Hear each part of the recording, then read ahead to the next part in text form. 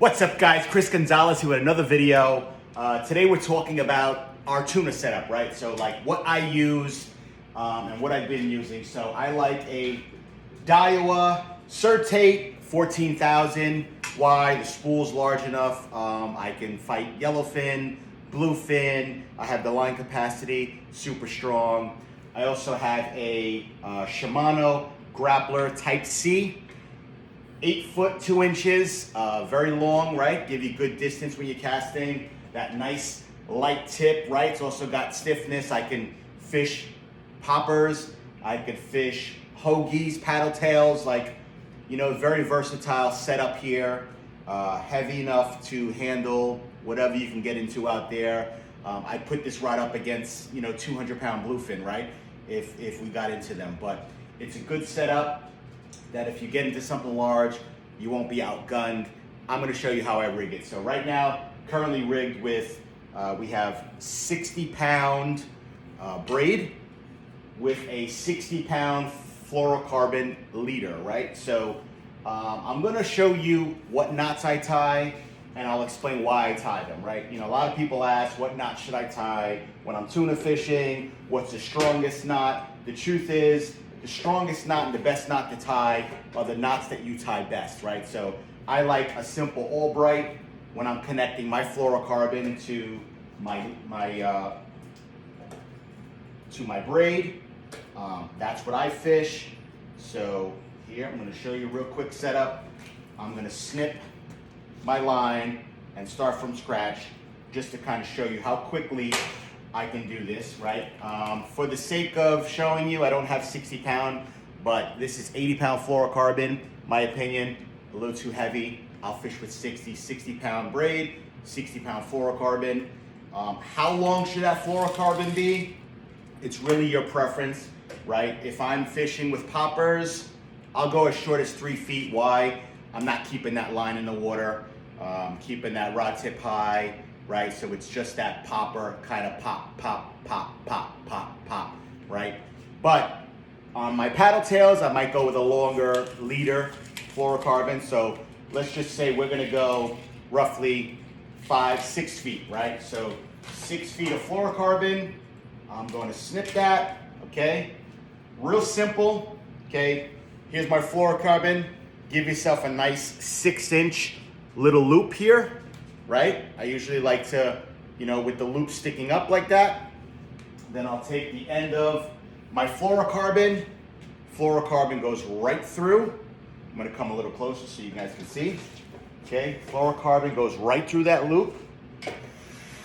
So my rod holder, right? I'm using if my wife was here, she'd flip out watching me do this, right? So I'll pull that through, right? Let's start over again, right? So I'll put that through that loop. Fluorocarbon goes right through, right?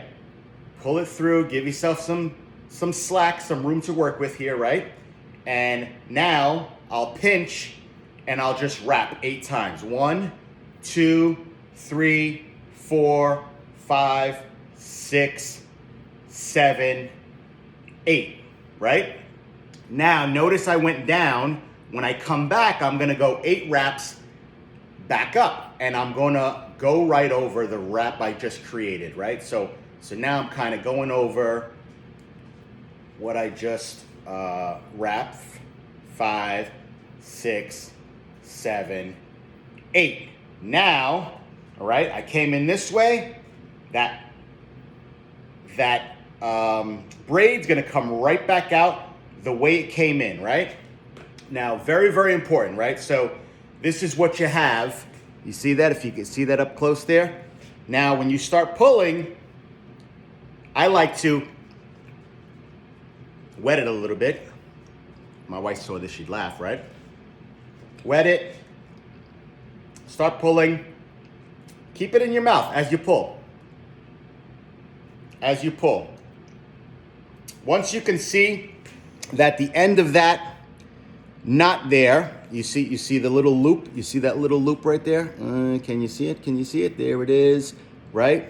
Now you can kind of give it that pull, right? Now watch it. You don't slice your hand. So a lot of guys use, I'll use this, right? Let's say I wrap this around right? If I had a screwdriver or something, now I can really pull tight, right? What you're doing here is you're basically digging that fluorocarbon into the fluorocarbon. What did I say? You're digging that braid right into the fluorocarbon. That's what you're doing. You're digging the braid into the fluorocarbon. You're creating little notches in that mono. And now, that's it. This ain't going anywhere. But I'm gonna tell you one thing that I like to do, okay, is I like to take that tail, right, that end of the braid here, and I like to tie 2 hitches, right? Why? Because I do, right? 1 hitch, 2 hitches, right? I always tie 2 hitches. Now I'm explaining this, so it's taking me a little longer than it normally would, but as you can see, I now have a perfect little Albright, right? And it's super simple, super strong. That's not going anywhere, right? Now I'll take the end of that fluorocarbon and I'll cut it really tight. See that? Cut it really tight. And I'll take that tag end and I won't cut it as tight as I just did the fluorocarbon. I'll leave a little, right? Like that. That's it. That's what I want to see there. That's it. That's the perfect, in my opinion. Again, I can tie so many knots, right? What knot should you tie? The knot that you tie best, right? So that's one. Now, let's reel up some of the slack here. Now that I have my fluorocarbon, we'll reel up some of the slack. And I'm now going to show you how to tie on, right? So I have a couple different things here. So number one, I didn't bring them out, but popper, real simple, right? Popper, I would tie a clinch knot, improved clinch knot, whatever you want to do. My dog wants to say hello. All right, come on, back up. This is a Hoggy split tail. It's called a pro split tail. That's what it's called. And here we have a Hoggy paddle tail, right? So this is probably my favorite color, right? Sand eel. That's a lot of time what these fish are feeding on. They're feeding on paddle tails. And Duke likes them too. See, Duke really likes them. Let's get them out of here. I'm gonna reuse this bag, so I'm not gonna break it, but real simple. And there's 3 sizes I like these in, right? And actually 4, right? So this split tail is actually 1.25, okay, 1.25, but I really like 3 ounce, 4 ounce, and 5 ounce. Okay, now this is a 5 ounce. This is a slightly bigger one, right? Heavier, will sink faster. But if you have skittish fish, you have fish that won't let you get close to them, you're gonna need something with some weight so you can get it in front of these fish, right? So there's a 5 ounce, 4 ounce, 3 ounce. Try to match the hatch. You know, it's tough sometimes because you gotta catch your first fish so you can see what's in their bellies. But once you do, match the hatch, figure out what it is. Okay, if these fish are allowing you to get really, really close to them, lighter is good because you don't have to cast that far. But 3 ounce, 4 ounce, 5 ounce, and I'm going to show you how I simply tie this on to my fluorocarbon, right? So, real simple. Okay, put it through. I don't like anything on it. Some guys like to throw swivels on there. Personally, I don't, right? So you can do 1, 2, 3 wraps. Or we can do it where we simply, all right, watch this. Get this over my head. So, boom, watch this. Boom, boom, super simple. I can tie this in seconds. And then bring it through that bottom loop. Bottom loop. Top loop. And watch this. Super, super simple. This is not going anywhere. Anywhere. Okay, really tight. Cut that tab in. Boom. I'm ready to go. I am ready to go. Ready to go, right?